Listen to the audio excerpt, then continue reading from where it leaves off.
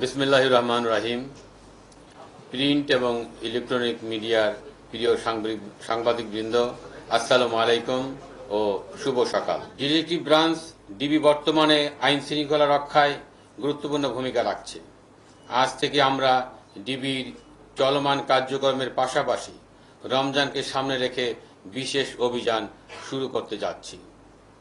এটা হচ্ছে এক ধরনের বিশেষ গোয়েন্দা অভিযান, যেটাতে ছদ্মবেশে আমাদের সদস্যরা মানুষের মধ্য থেকে অপরাধীদের শনাক্ত করতে পারবে।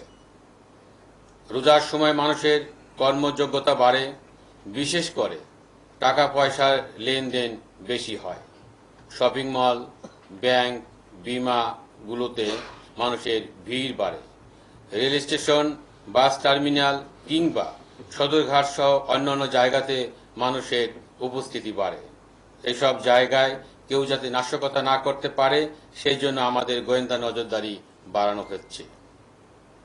পাশাপাশি দূরের যাত্রাপথ, বিশেষ করে বাসে কোনো দুর্ঘটনা যাতে না ঘটে সে লক্ষ্যে গোয়েন্দা তৎপরতার মাধ্যমে আমরা আগে থেকেই ডিবির তথ্য প্রযুক্তির ব্যবহার বাড়াচ্ছি।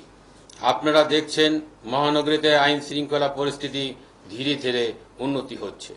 আমাদের কাজ হচ্ছে গোয়েন্দা নজরদারি শক্তিশালী করা। আমরা সে বিষয়টিতে গুরুত্ব দিচ্ছি। আমরা আশা করি কিছুদিনের মধ্যে আপনারা আরো ভালো অবস্থান দেখতে পাবেন সে প্রত্যাশা করছি। জনসাধারণের প্রতি আমাদের আহ্বান, এখন ডিবি পরিচয়ে কেউ গোপনে তুলে নেওয়া বা সিভিল পোশাকে তল্লাশি এই ধরনের কার্যক্রম কেউ করলে আমাদেরকে অবহিত করবেন।